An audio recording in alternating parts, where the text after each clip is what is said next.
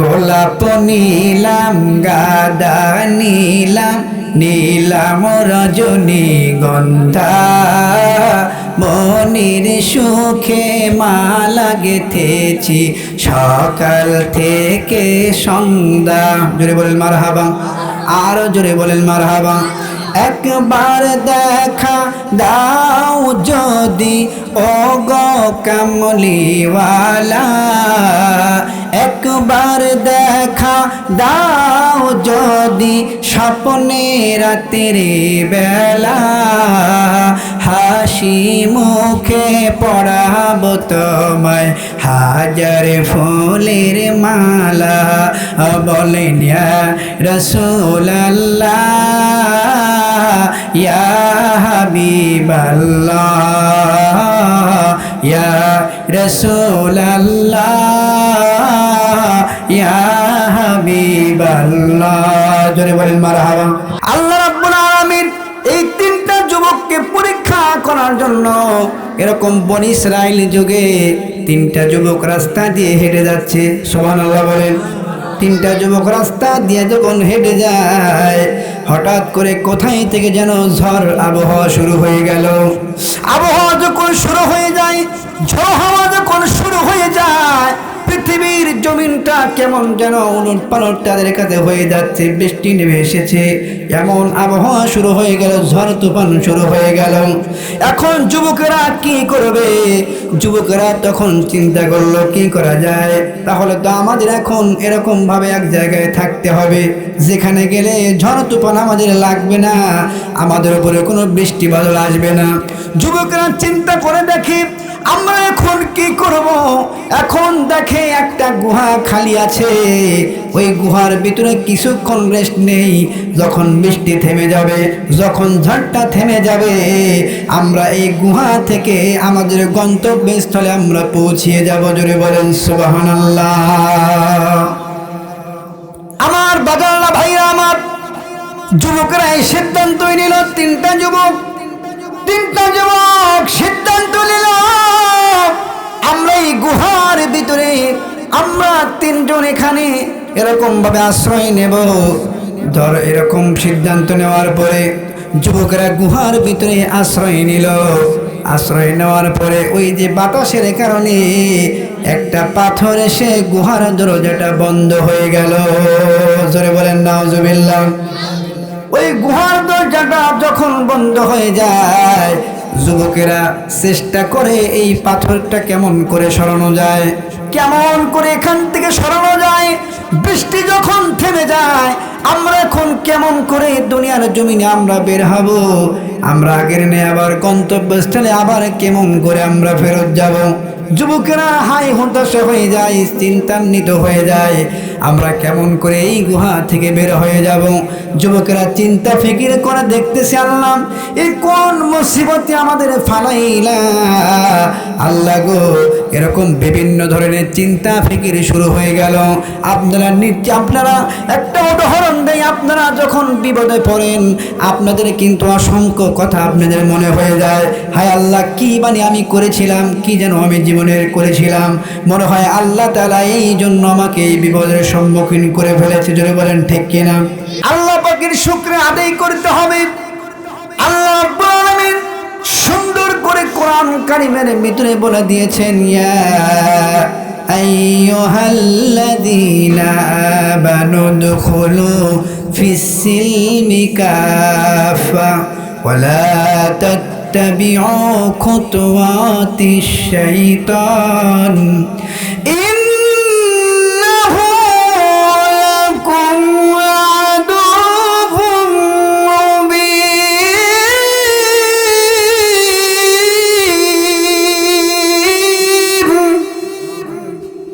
আল্লাহ রাব্বুল আলামিন বলতেছে, বান্দা, ইয়া আইয়ুহাল্লাযীনা আমানু, হে ঈমানদারেরা।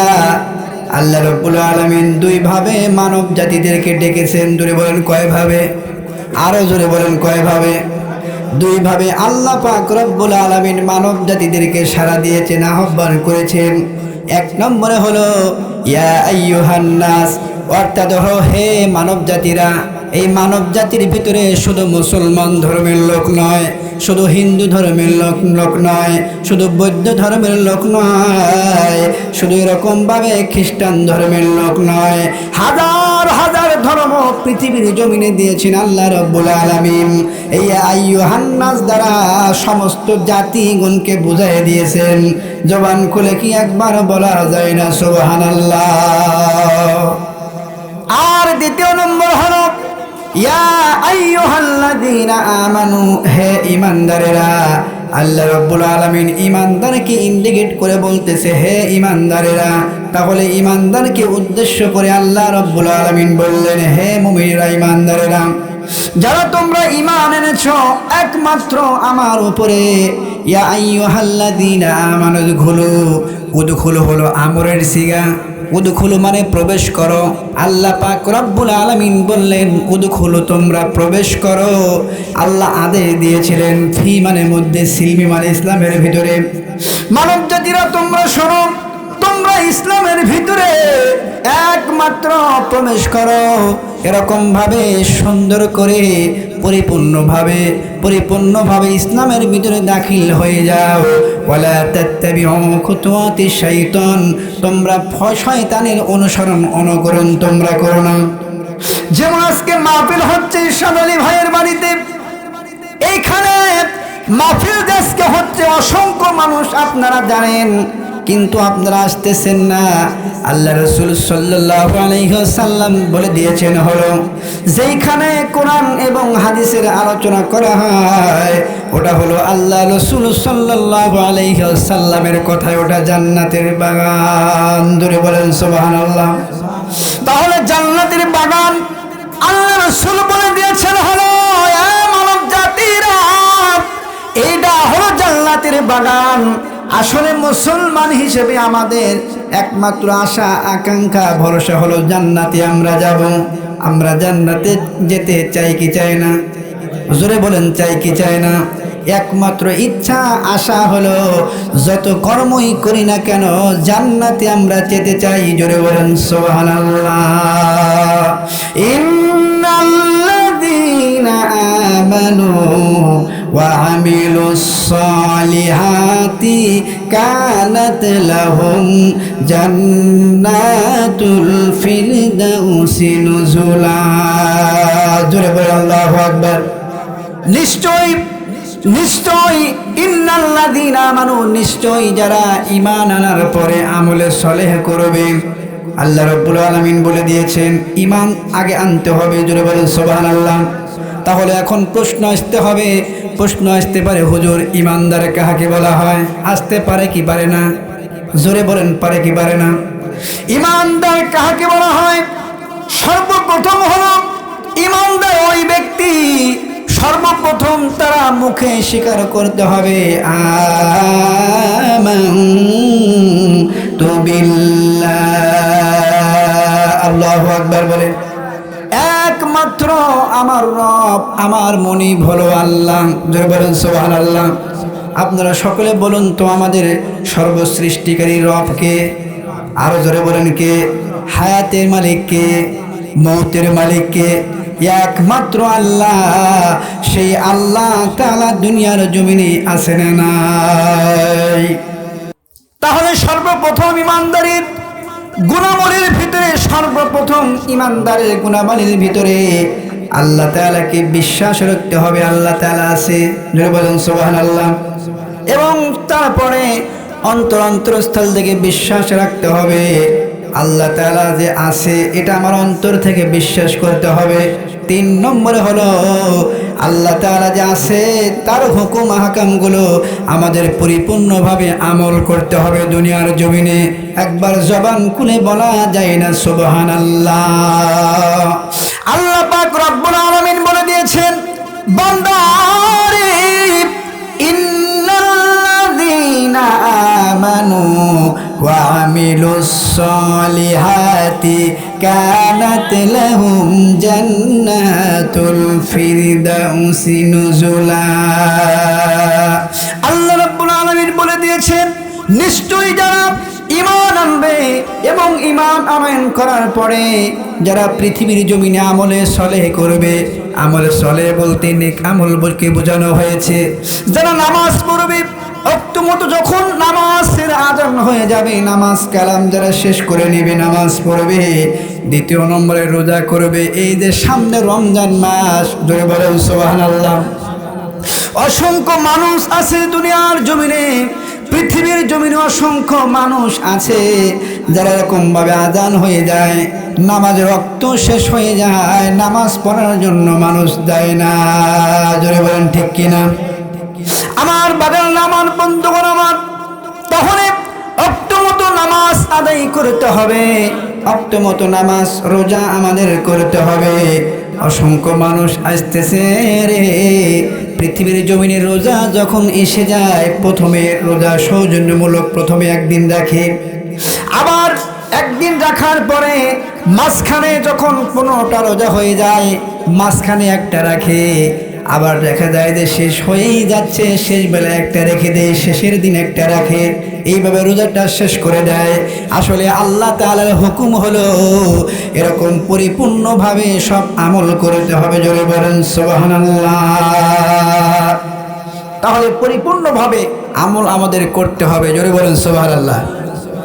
ইন্নাহু লাকুম আদুউন মুবিন।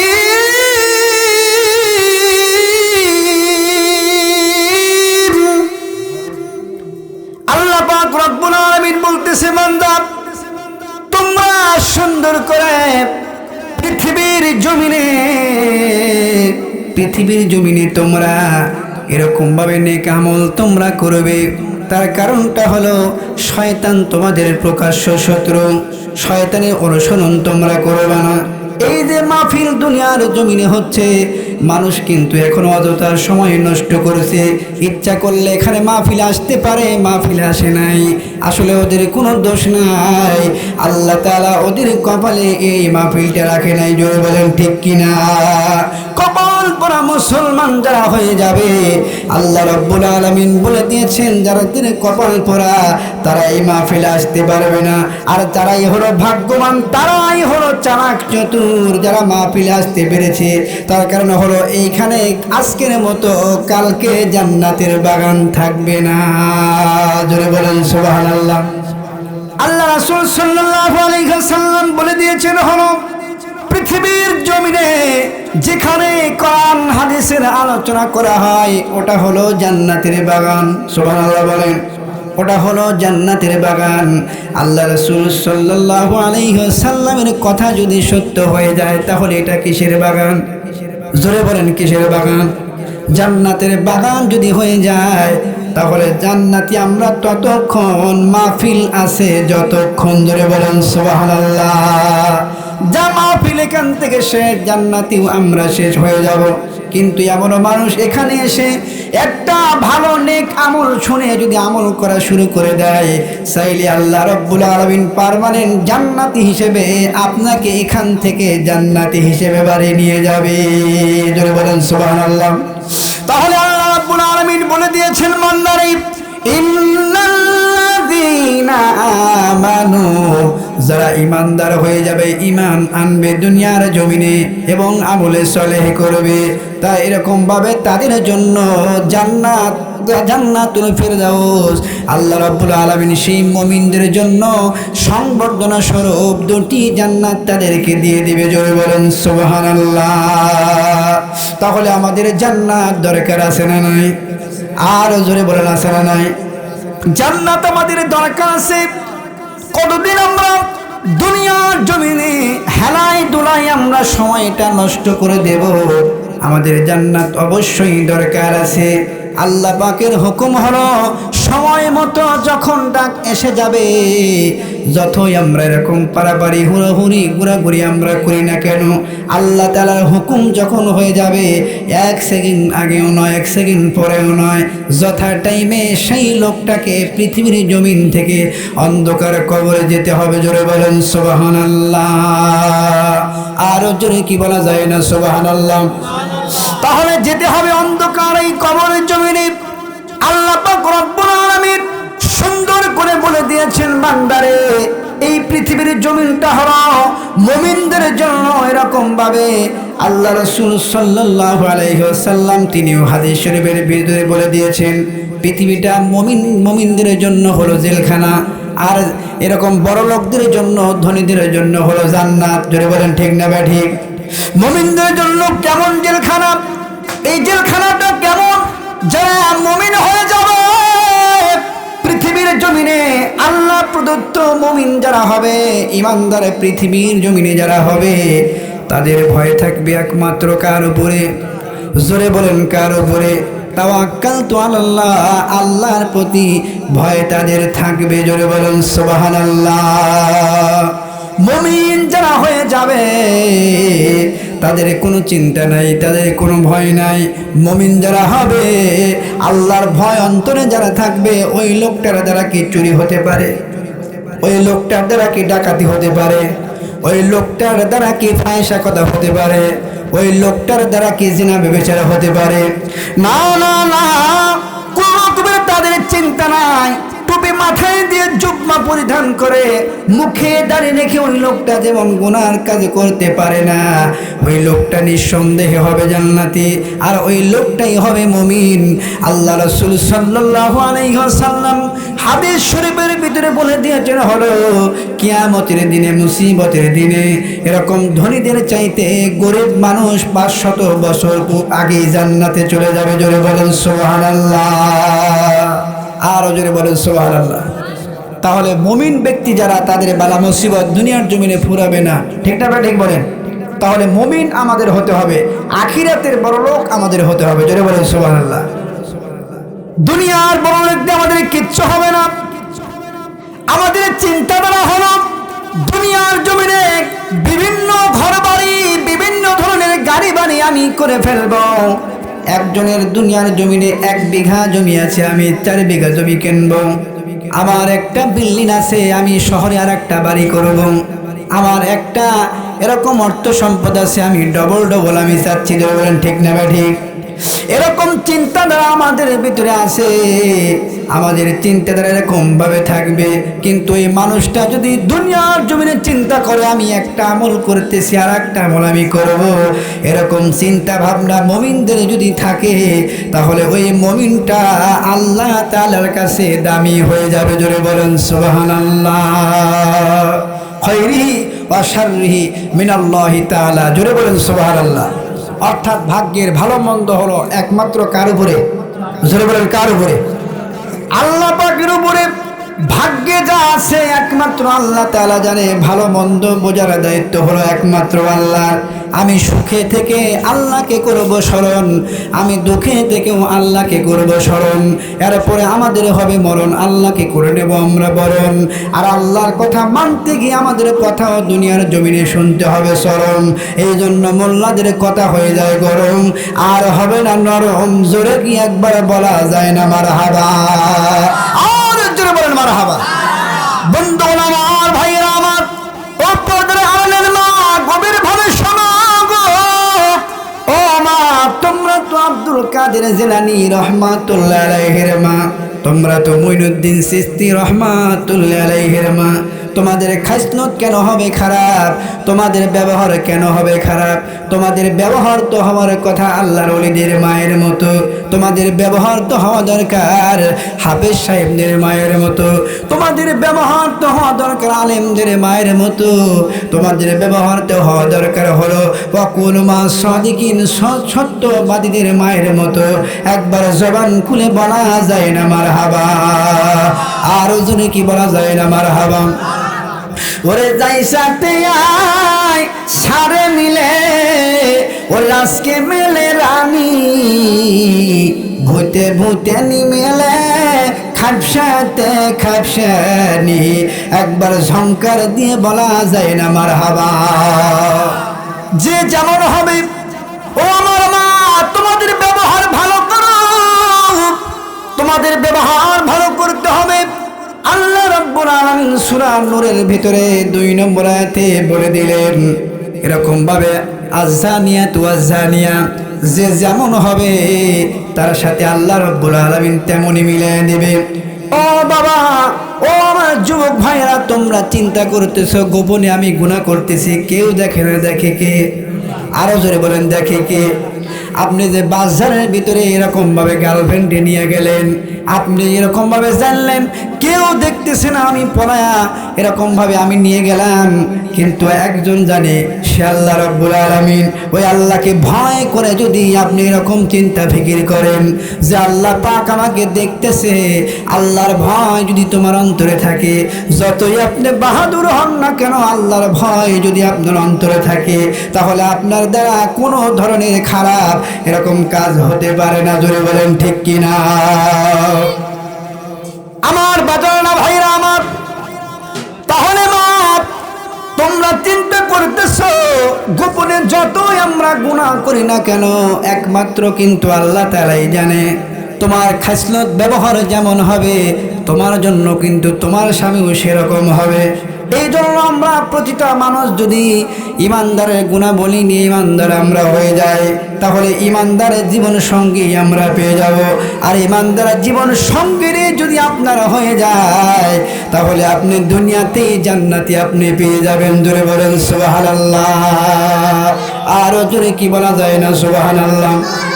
আমার বাজাল্লাহ ভাইরা আমার, বনি ইসরায়েল যুগে এরকম ভাবে বনি ইসরায়েল যুগে তিনটা যুবক এর ঘটনা আমার কাছে মনে হয়ে গেল। তিনটা যুবক ছিল বনি ইসরায়েল যুগে। এই তিনটা যুবক আল্লাহ ভীরু তাকওয়া পরহেজগারিতা এরকম ছিল। জোরে বলেন সুবহানাল্লাহ। আল্লাহ পাক রব্বুল আলামিন সুন্দর করে কাকে কখন হেদায়েত দান করে দেয় একমাত্র আল্লাহ তাআলাই জানে। আল্লাহ তাআলার উপরে হেদায়েত রয়েছে, কোন নবী রাসূলদের হাতে হেদায়েত দেওয়া হয় নাই। আল্লাহ রাব্বুল আলামিন এই তিনটা যুবককে পরীক্ষা করার জন্য এরকম বনি ইসরাইল যুগে তিনটা যুবক রাস্তা দিয়ে হেঁটে যাচ্ছে। সুবহানাল্লাহ বলেন। তিনটা যুবক রাস্তা দিয়ে যখন হেঁটে যায়, হঠাৎ করে কোথায় থেকে যেন ঝড় আবহাওয়া শুরু হয়ে গেল। আবহাওয়া যখন শুরু হয়ে যায়, ঝড় হাওয়া যখন শুরু হয়ে যায়, পৃথিবীর জমিনটা কেমন যেন উলটপালট তাদের কাছে হয়ে যাচ্ছে। বৃষ্টি নেমে এসেছে, এমন আবহাওয়া শুরু হয়ে গেল, ঝড় তুফান শুরু হয়ে গেল। এখন যুবকেরা কি করবে? যুবকেরা তখন চিন্তা করলো কি করা যায়। তাহলে তো আমাদের এখন এরকম ভাবে এক জায়গায় থাকতে হবে যেখানে গেলে ঝড় তুফান আমাদের লাগবে না, আমাদের উপরে কোনো বৃষ্টি বাদল আসবে না। যুবকেরা চিন্তা করে দেখি আমরা এখন কি করব। এখন দেখে একটা গুহা খালি আছে, ওই গুহার ভিতরে কিছুক্ষণ রেস্ট নেই। যখন বৃষ্টি থেমে যাবে, যখন ঝড়টা থেমে যাবে, আমরা এই গুহা থেকে আমাদের গন্তব্যস্থলে আমরা পৌঁছিয়ে যাব। জোরে বলেন সুবহানাল্লাহ। আমার বাজাল্লা ভাইরা আমার, যুবকেরা এই সিদ্ধান্ত নিল। তিনটা যুবক সিদ্ধান্ত নিল, আমরা এই গুহার ভিতরে আমরা তিনজন এখানে এরকম ভাবে আশ্রয় নেব। ধর এরকম সিদ্ধান্ত নেওয়ার পরে যুবকেরা গুহার ভিতরে আশ্রয় নিল। আশ্রয় নেওয়ার পরে ওই যে বাতাসের কারণে একটা পাথর এসে গুহার দরজাটা বন্ধ হয়ে গেল। জোরে বলেন নাউজুবিল্লাহ। ওই গুহার দরজাটা যখন বন্ধ হয়ে যায়, যুবকেরা চেষ্টা করে এই পাথরটা কেমন করে সরানো যায়, কেমন করে এখান থেকে সরানো যায়। বৃষ্টি যখন থেমে যায়, আমরা এখন কেমন করে দুনিয়ার জমিনে আমরা বের হব, আমরা আগের নিয়ে আবার গন্তব্যস্থলে আবার কেমন করে আমরা ফেরত যাব। যুবকেরা হাই হতাশা হয়ে যায়, চিন্তান্বিত হয়ে যায়, আমরা কেমন করে এই গুহা থেকে বের হয়ে যাব। যুবকেরা চিন্তা ফিকির করে দেখতেছে, আল্লাহ এই কোন মুসিবতে আমাদের ফালাইলা। আল্লাহ গো, এরকম বিভিন্ন ধরনের চিন্তা ফিকির শুরু হয়ে গেল।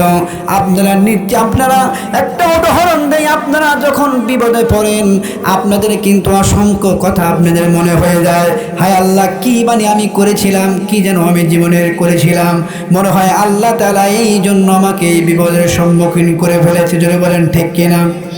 আপনার দুনিয়ার জমিনে যখন আপনি বিপদগ্রস্ত হবেন, আপনি বড় মুসিবতে যখন পড়বেন, আপনার চিন্তা থাকবে চরমোহনপুরের বাজাররা আমার মা বোনেরা গভীরভাবে খেয়াল করে শোনো, যখন আপনারা এরকম ভাবে আপনি দুনিয়ার জমিনে বিপদগ্রস্ত আপনি হয়ে যান, মনে হয়ে যায় অসংখ্য দিন আগের কথা, পূর্বের কথা, মনে হয় আমি অমুক গুনাহটা করেছিলাম, এই জন্যই মনে হয় আল্লাহ আমাকে এই বিপদে ফেলে দিয়েছে, অমুক গুনাহটা আমি করেছিলাম, বাঁশবাগানের ভিতরে আমার খালাতো বোনের সাথে জেনায় আমি লিপ্ত হয়েছিলাম, এরকম গুনার কথা মনে আসে, আমি অমুক জায়গায় গিয়েছিলাম, মারামারি করেছিলাম, এই জন্য মনে হয় আল্লাহ আমাকে এই বালা মুসিবতে ফেলেছে, আমি অমুক জায়গায় একটা মিসকিনের উপর আঘাত করেছিলাম, আল্লাহ মনে হয় ওই জন্য আমাকে এই বালা মুসিবতের ভিতরে ফেলেছ।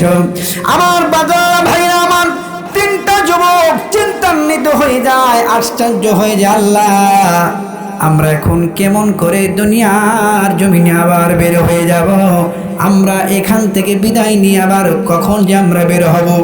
তারা চিন্তান্বিত হয়ে যায়, আল্লাহ পাকের কথা স্মরণ হয়, মালিক এরকম ভাবে তিনটা যুবক নামাজের মুসল্লায় দাঁড়িয়ে গেল, একবার জবান খুলে বলা যায় না সুবহানাল্লাহ। আবার হাত তুলে দোয়া করে, মালিক ও আল্লাহ, আমার কি যে ভুল করেছি, মনে হয় এই ভুলের জন্য দুনিয়ার জমিনে এই একটা মুসিবতের ভেতরে ফেললাম, ওগো মালিক রে, তাহলে কেমন করে এখন আমি এখান থেকে বিদায় নেব, কেমন করে এই ফের মুসিবত থেকে আমি হেফাজত পাবো, কেমন করে এখান থেকে আমি বাহির হব, মালিক আল্লাহ তুমি কি পারো না যে কোনো উসিলা দিয়ে এখান থেকে বাহির করতে, জোরে বলেন সুবহানাল্লাহ। আল্লাহ তুমি কি পারো না এখান থেকে আমাকে বাহির করতে? আচ্ছা বলেন তো, আল্লাহ চাইলে কে পারে কি পারে না? জোরে বলেন, পারে কি পারে না?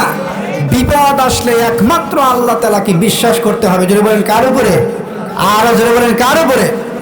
প্রথম নম্বর যুবকটা নামাজের মুসল্লায় দোয়ার ভিতরে বলতেছে, মালিক আমি যেদিকে তাকাই, পূর্বের হিস্ট্রিতে যেদিকে আমি তাকাই না কেন, আমার শুধু গুনাহ আর গুনাহ, আমার মনে পড়ছে না একটা সওয়াবের কাজও আমি করেছি কিনা।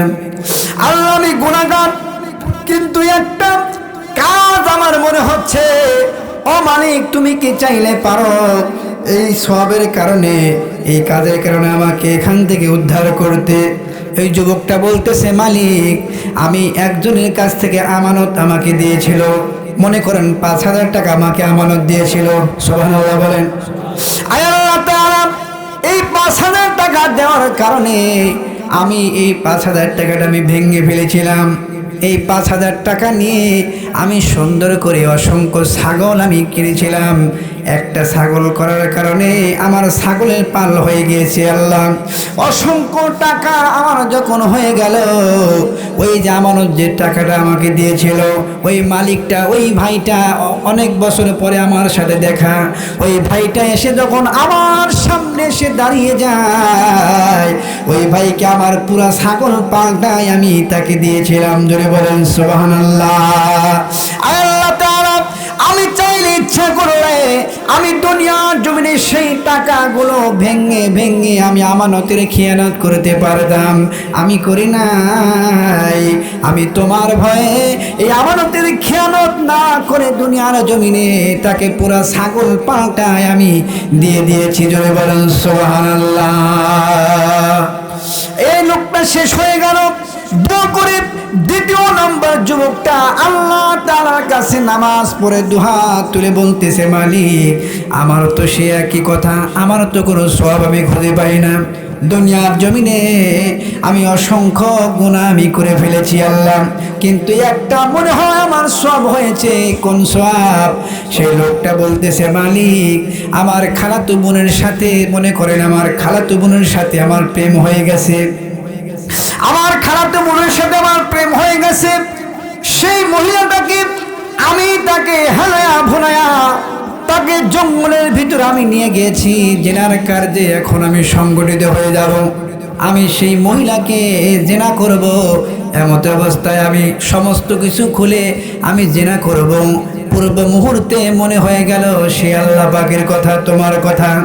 সেই মহিলাটা বলতেছে, ভাই আপনি যে আমার সাথে জেনা করেছেন, আপনি কি চিন্তা করেছেন আল্লাহ পাক দেখছে কি দেখছে না?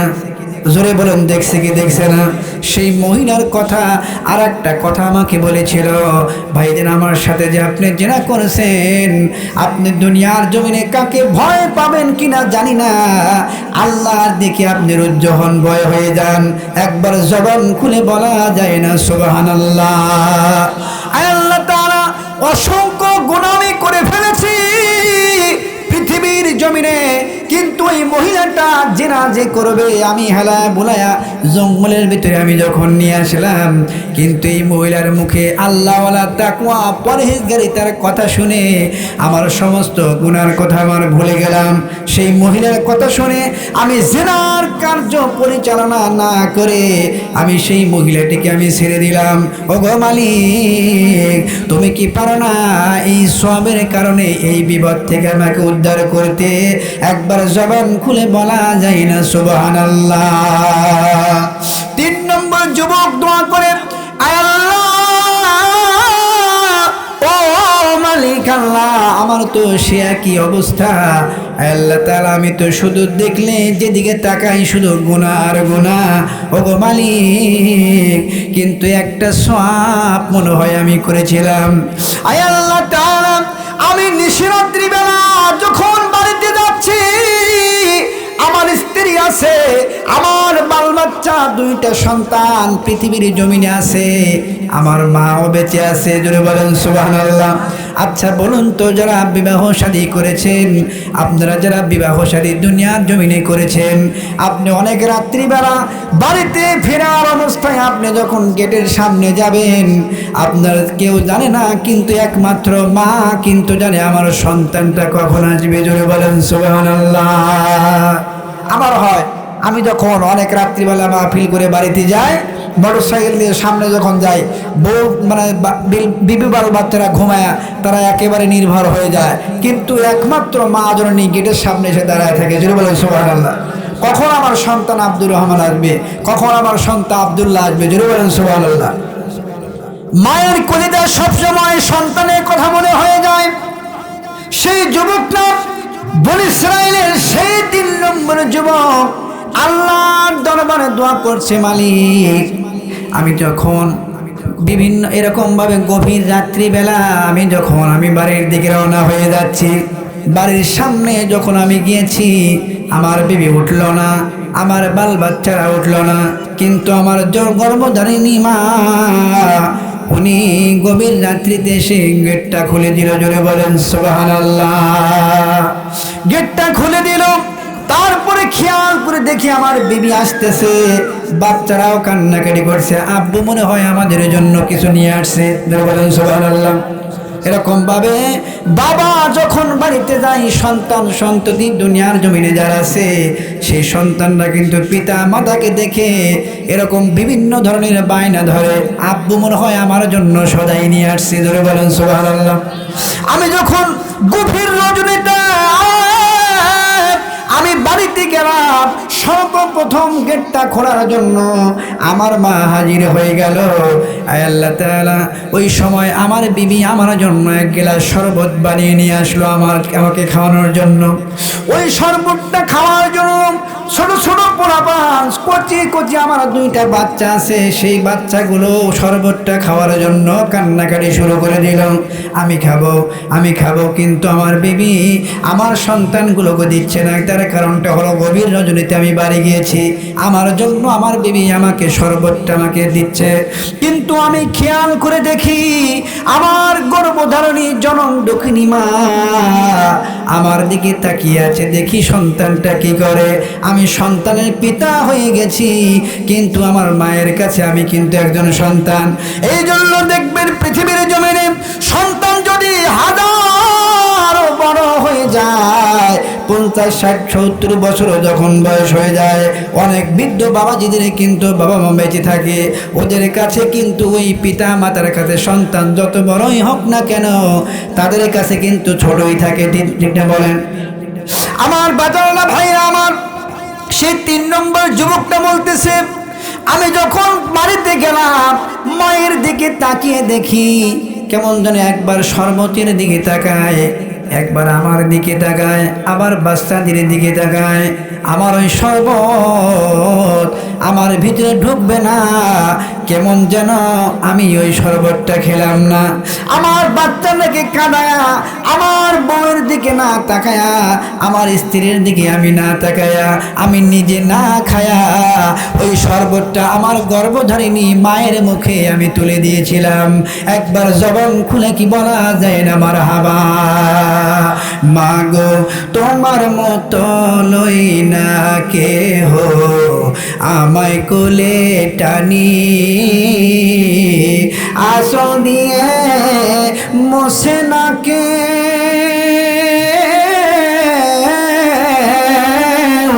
আসল দিয়ে মোছে না কেউ আমার চোখের পানি।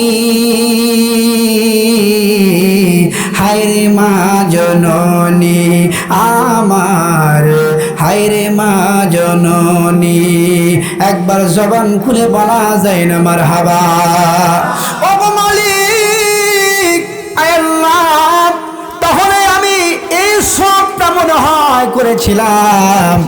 আয় আল্লাহ তাআলা, তুমি কি পারো না অতীতের সমস্ত গুনাহগুলো এরকম ভাবে বাদ দিয়ে, আর অতীতের সমস্ত গুনাহ মোচন করে দিয়ে, সাত্তার নামের চাদর দিয়া ওই দোষ ত্রুটিগুলো গোপন করে নিয়া, গফফার নামের ক্ষমা দিয়া গো, রহমান নামের দয়া দিয়া আমাকে ডান হাতে আমলনামা দিয়া কি জান্নাত দিতে পারো না?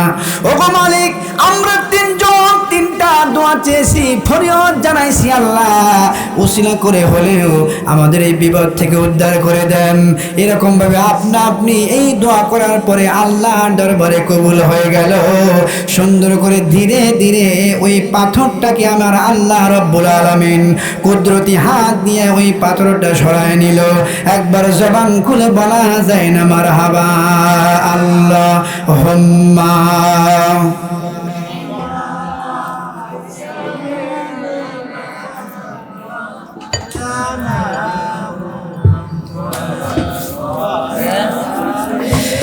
وعلى آل سيدنا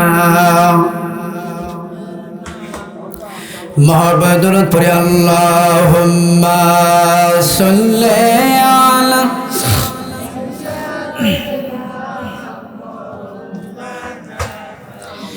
وعلى آل سيدنا। জন্ম আমার নবীর যুগে হলে কেমন হতো,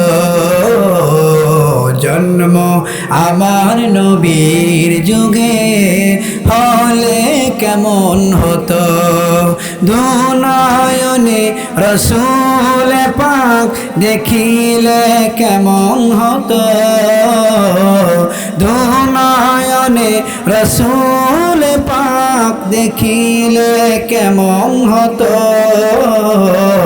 জন্ম আমার নবীর যুগে হলে কেমন হতো। আল্লাহুম্মা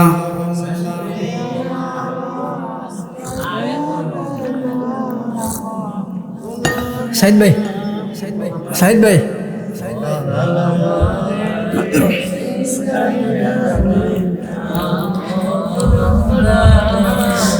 তাহলে আল্লাহ পাকের দেখেন এতটাই দীর্ঘ বিশ্বাস ছিল। দেখেন আল্লাহ তাআলা কিঞ্চিত পরিমাণ আপনার এরকম উসিলা করে হলেও তাদের দোয়াটা আল্লাহ পাকের দরবারে কবুল হয়ে গেল। জোরে বলেন সুবহানাল্লাহ।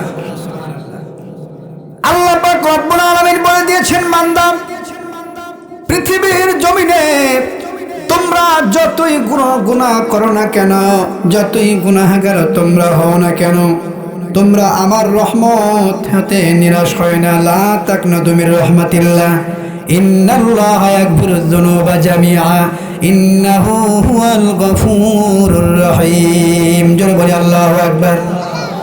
তাহলে তোমরা নিরাশ হয় না, তোমরা পেরেশান হয়ে যেও না, একমাত্র তোমরা আমি আল্লাহকে এরকম ভাবে স্মরণ করো।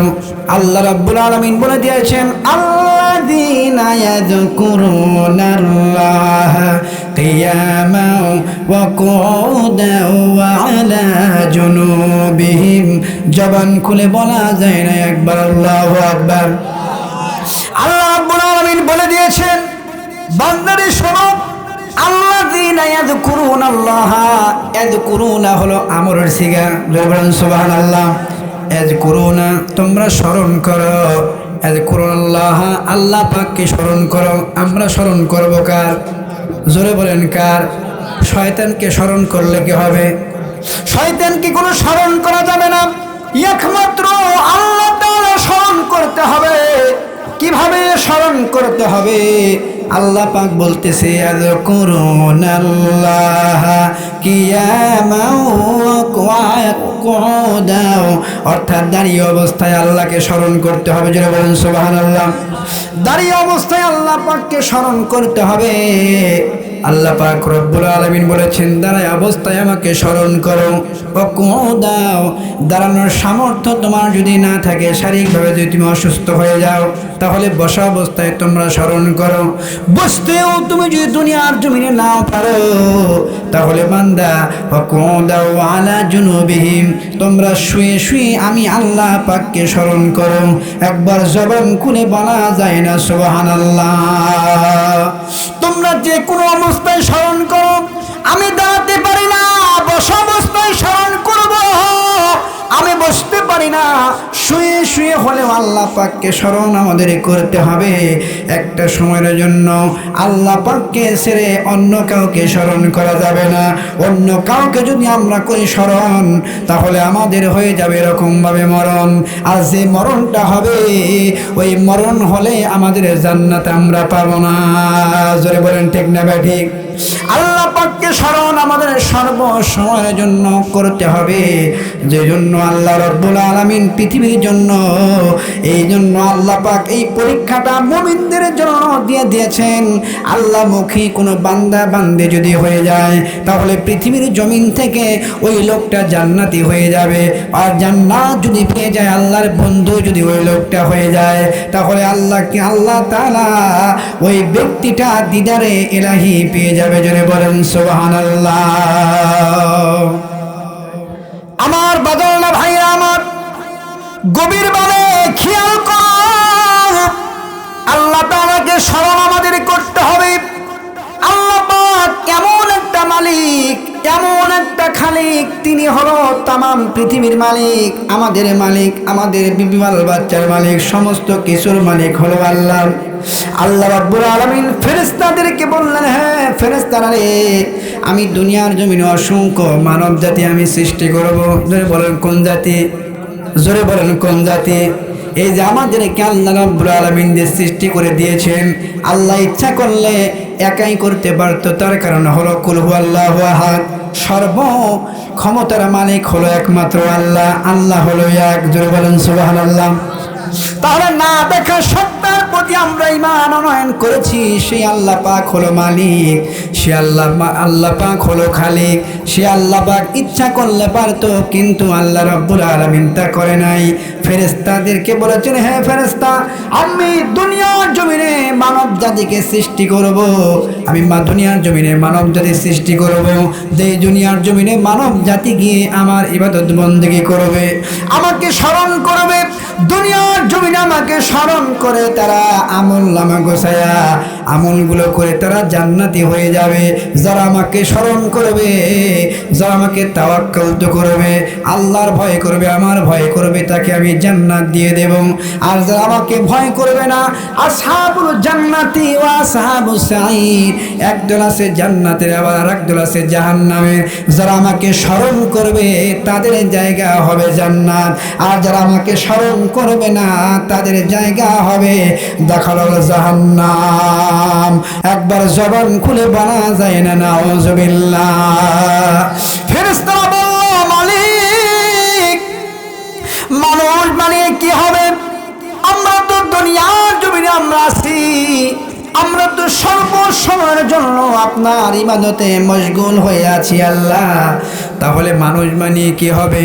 এরা মানুষ অযথায় বানিয়ে ফেললে তারা তো রাহাজানি খুনাখুনি বদমাইশি করবে, তারা চগলখড়ি করবে, খাদ্যে ভেজাল দিবে, ওজনে কম দেবে, তারা তো বদমাইশি করবে। মালিক ওগো আল্লাহ, দরকার হয় রাত দিন 24 ঘন্টা আপনার ইবাদতে আমরা এই মশগুল হয়ে যাব, একবার জবান খুলে বলা যায় না সুবহানাল্লাহ। আল্লাহ পাক বললেন, এ ফেরেশতা তোমরা শোনো, আমি আল্লাহ যা জানি তোমরা তা জানো না, তোমরা তা জানো না। আমি আল্লাহ যেটা বলবো সেটা হয়ে যাবে, কুন ফায়াকুন বললে হয়ে যাবে। আমি আল্লাহ যেটা বলবো সেটাই হবে। আমি আল্লাহ রব্বুল আলামিন এই জন্য তো দুনিয়ার জমিনে আমি দিয়েছি, আমার ইবাদত যারা করবে ইবাদতের মজা হিসেবে তারা জান্নাত পাবে, আর আমার ইবাদত যারা করবে না, বেশি বুঝবে, শয়তানের অনুসরণ যারা যারা করবে, ওদের জান্নাত তো দেওয়া দূরের কথা, জান্নাতে তাদের জায়গা হবে। এই ফেরেশতা তোমাদের কথা আমি শুনবো না, তোমরা কি করো? তা আল্লাহ রব্বুল আলামিন ফেরেশতাদেরকে বলা হলো, হে ফেরেশতা তোমরা শোনো, অমুক জায়গা থেকে তোমরা মাটি নিয়ে আসো। জোরে বলেন সুবহানাল্লাহ। একের পর এক ফেরেশতাদেরকে পাঠানো হলো। ফেরেশতা যখন মাটি আনতে যায়, মাটিতে যখন হাত দিবে, এমন তো অবস্থায় মাটি শুধু ঝরঝর করে কান্নাকাটি শুরু করে দেয়, আমার কাছ থেকে মাটি নিও না, আমি মাটি কষ্ট হবে, আমার থেকে তোমরা মাটি নিও না। যে ফেরেশতাই যায় না কেন, ফেরেশতা ফেল মারে, ফেরেশতা মাটি আনতে পারে না, দয়ার শরীর। সুবহানাল্লাহ বলেন। এরকম ভাবে অসংখ্য ফেরেশতা যখন চলে যায়, হযরত ইসরাফিল আলাইহিস সালামকে পাঠানো হলো। ইসরাফিল আলাইহিস সালাম ফেরেশতা মাটি যখন আনতে যায়, আনার জন্য যখন ইসরাফিল ফেরেশতা মাটিতে হাত দিবে, থাবা মারবে, মাটি ঝরঝর করে কান্নাকাটি করে। আল্লাহর কসম করে বলি, আমার গায়ে হাত দিও না, আমার থেকে মাটি নিও না, আমি কষ্ট পাবো। এই ওই কান্নাকাটি শুরু করে দেয়। এরকম মাটি সুন্দর করে কান্নাকাটি শুরু করে, হে ইসরাফিল ফেরেশতা যাও যাও যাও, আমার থেকে মাটি নিও না। এই কান্নাকাটি দেখে ইসরাফিল আলাইহিস সালামও ফেল মারলো, সে মাটি নিতে পারলো না। এরকম ভাবে আর একজন ফেরেশতা হযরতে মিকাইল আলাইহিস সালাম, সেও ফেল মারলো, একই কথা। এরকম ভাবে হযরতে জিবরাইল আলাইহিস সালাম সেও গেল, সেও পারে না, ফেল মারলো। আবার চতুর্থ নম্বরে শেষ বেলায় এসে হযরতে মালাকুল মাউত আজরাইল আলাইহিস সালাম যখন মাটি আনার জন্য গেল, আজরাইল আলাইহিস সালাম এরকম ভাবে আল্লাহকে বলল, মালিক ওগো আল্লাহ, আমি মাটি আনবো, আমি মাটি আনবো, আমি মাটি আনতে পারবো, আল্লাহ আমাকে হুকুম দেন, এক চান্সে মাটি এনে আপনাকে আমি উপহার দেব। একবার জবান খুলে বলা যায় না সুবহানাল্লাহ। ফেরেশতাদের ভিতরে হযরতে মালাকুল মাউত আজরাইল আলাইহিস সালামের সবচেয়ে সাহস বেশি ছিল। আজরাইল আলাইহিস সালাম ফেরেশতা আল্লাহর হুকুমে সুন্দর করে একটা জায়গা থেকে মাটি আনার জন্য গেলেন। মাটিকে যখন হাত দিবে, মাটির কান্নাকাটি শুরু হয়ে গেল। আজরাইল আলাইহিস সালাম একটা কথাই বলল, মাটি রে, এটা আমার কথা নয়, আমার ব্যক্তিগত কোনো পরামর্শ নয়, যিনি তোমার মালিক, আমার মালিক, সে আল্লাহ পাক তোমার থেকে মাটি নেওয়ার কথা বলেছে। হে মাটি, খবর দাও, তুমি আর না করবে না, তোমার থেকে আমি মাটি নিয়েই যাবো। জোরে বলেন সুবহানাল্লাহ। মাটিতে এই কথা বলে, মাটির কথা অবাধ্য করে আজরাইল আলাইহিস সালাম মাটিতে থাবা মেরে সেই মাটিটা তুলল, মাটিটা এনে আল্লাহ পাককে পুরস্কার দিল। হে আল্লাহ, আমাকে এখন পুরস্কৃত করেন। একবার জবান খুলে বলা যায় না সুবহানাল্লাহ, আর জনে কি বলা যায় না সুবহানাল্লাহ। মাটি এরকম আজরাইল আলাইহিস সালাম আনলো, মাটি আনার পর আল্লাহ পাক বলল, আজরাইল আমি খুশি হয়ে গেছি, তোমার ব্যবহারে আমি খুশি হয়ে গেছি, তোমার যে হিম্মত, তোমার যে আমি সাহস দেখলাম। অসংখ্য ফেরেশতা আমি পাঠিয়েছিলাম, তারা পারে নাই, আমি নিজেই জানতাম, কিন্তু টেস্ট করে দেখলাম তোমরা পরীক্ষিত হলে, তোমার দ্বারাই সম্ভব হবে, তোমার দ্বারাই সম্ভব হবে। এই মাটি দিয়ে আমি আদম সন্তানকে আমি বানাবো। হযরতে আদম আলাইহিস সালামকে বানানো শুরু করলো। এরকম ভাবে ফেরেশতাদেরকে বলা হলো, ফেরেশতারা রে, এ ফেরেশতা তোমরা শোনো, তোমরা আদমের ইহরাম বানাও, হাত বানাও, পা বানাও, পুরো শরীরটাই তোমরা বানাও, কিন্তু খবরদার খবরদার তোমরা মাথাটা তোমরা বানায় না। তার কারণটা হলো এই মাথাটা বানাবো হলো আমি আল্লাহ, তাই তোর নাম হলো কাল্লা। একবার জবান খুলে কি বলা যায় না আল্লাহ? তাহলে ফেরেশতা দিয়া আদম সন্তানকে বানানো হলো। হযরতে আদম আলাইহিস সালামকে আল্লাহ রাব্বুল আলামিন তৈরি করে ফেললেন। বিসমিল্লাহ বলে সুন্দর করে তার ভিতরে রূহ ফুঁকে দিলেন। সমস্ত ফেরেশতারা আল্লাহর হুকুমে আদম আলাইহিস সালামকে সিজদা করলো, কিন্তু একজন ব্যতীত সিজদা করলো না, তিনি হলো মিস্টার ইবলিস। মিস্টার ইবলিস বলল, আল্লাহ তুমি যতই বলো না কেন, আমি ওর সাথে দামি, আমি হলো আগুনের তৈরি, আমি হলো আগুনের তৈরি। আগুনের এরকম উচ্চতা হলো উপরের দিকে, নিচের দিকে কোনো সময়ের জন্য যায় না। যদি উপরের দিকেও যায়, ধোঁয়া হয়ে আমি উপরের দিকে চলে যাই, কিন্তু নিচের দিকে আমি নামবো না। আমাকে যেহেতু আগুন দিয়ে তৈরি করেছ, এই আগুনের ফেরেশতা হয়ে আমি মাটির নিম্ন গতিতে আমি নামবো না, আমি সিজদা দেব না। এই আল্লাহ তাআলার কথা অমান্তিক করার ফলে ইবলিসকে আমার আল্লাহ রাব্বুল আলামিন জান্নাত থেকে বাহির করে ওই যে শত্রু হয়ে গেল, ওই ইবলিসকে আল্লাহ রাব্বুল আলামিন পৃথিবীর জমিনে বিচরণ করে দিলেন। একবার জবান খুলে কি বলা যায় না নাউযুবিল্লাহ? ইবলিস তখন বলেছিল, আল্লাহ ঠিক আছে, কোনো সমস্যা নাই, কিন্তু যে আদমের জন্য আমি এই ইবাদতের মশগুল ছিলাম, এখান থেকে আমাকে দুনিয়ার জমিনে যেতে হচ্ছে। তোমার যত আদম সন্তান থাকুক না কেন, তাদেরকে আমি যত রকম কুবুদ্ধি আছে, যত রকম বুদ্ধিগুলো আছে, সমস্ত বুদ্ধি খাটা তাদেরকে আমি জাহান্নামের দিকে আমি অগ্রগতি করব। জোরে বলেন নাউজুবিল্লাহ। আল্লাহ রাব্বুল আলামিন বলে দিয়েছেন বান্দারে, তাহলে মালাকুল মউত ফেরেশতা আল্লাহ পাকের অর্ডার শুনে সে পরীক্ষায় পাশ করলো। আদম আলাইহিস সালামকে সৃষ্টি করলো, বিশাল আকারে মানুষ আদম আলাইহিস সালামকে সৃষ্টি করলো। দুনিয়ার জমিনে কেমন করে দুনিয়ার জমিনে এরকম চাষাবাদ করবে, কেমন করে পর্যায়ক্রমে মানুষগুলো সৃষ্টি হবে। মা জাতিকে আদম আলাইহিস সালাম বাম পাজরে হাড় দিয়ে হাওয়া আলাইহিস সালামকে সৃষ্টি করলো। যারা বলেন সুবহানাল্লাহ। আদম আলাইহিস সালামকে যখন আল্লাহ পাক সৃষ্টি করলো, আদম আলাইহিস সালামের বিষণ্ণতা দেখে আল্লাহ পাক কিন্তু সবই জানে, সঠিকভাবে ঠিকই জানে যে আদম আলাইহিস সালামের ভিতরে একাকী অনুমতি হচ্ছে, কি লাগবে আল্লাহ তাআলা অবশ্যই ভালো জানে, ঠিক না ঠিক বলেন? আদম আলাইহিস সালামের এই অনুভূতিটা দেখে আল্লাহ রাব্বুল আলামিন আদম আলাইহিস সালামের বাম পাজরের হাড় দিয়া মা হাওয়া আলাইহিস সালামকে সৃষ্টি করলো। একবার জবান খুলে বলা যায় না সুবহানাল্লাহ? আদম আলাইহিস সালাম বসে থাকে, চিন্তান্বিত হয়ে পড়ে আছে, বসে আছে। কোথায় থেকে যেন একটা সুন্দরী মহিলা, এত সুন্দর দেখা যায়, এরকম বা হাওয়া আলাইহিস সালাম আদম আলাইহিস সালামের সামনে দিয়ে হেঁটে গেল। একবার জবান খুলে বলা যায় না সুবহানাল্লাহ? আদম আলাইহিস সালাম ওই যে সুন্দরী রূপবতী মহিলাকে দেখে আদম আলাইহিস সালাম ধীরে ধীরে এরকম ভাবে হাওয়া আলাইহিস সালামের পিছন দিকে রওনা হয়ে যায়। মনে হয় হাওয়া আলাইহিস সালামকে ধরবে। এই যে একটা আকর্ষণ পূর্বের জামানা থেকেই ছিল, একটা ছেলে একটার মেয়ের ভিতরে যে আকর্ষণ একটা পুরুষের মেয়ের ভিতরে থাকবে, এটা অন্যান্য জামানা থেকেই হয়েছিল, এটা নবী রাসূলদের ভিতরে ছিল। জোরে বলেন সুবহানাল্লাহ, আরো জোরে বলেন সুবহানাল্লাহ। বন্ধুগণ আমার, ভাইরা আমার, আদম আলাইহিস সালাম যখন হাওয়া আলাইহিস সালামকে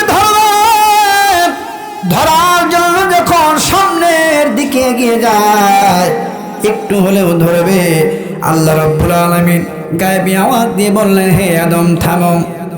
আল্লাহ রাব্বুল আলামিন কি বললেন? আল্লাহ রাব্বুল আলামিন বললেন, আদম তুমি থেমে যাও। তুমি যদি এরকম ভাবে বিবাহর আগে, তখন বিবাহটা চালু হয় না, প্রথম মানুষ, জোরে বলেন সুবহানাল্লাহ।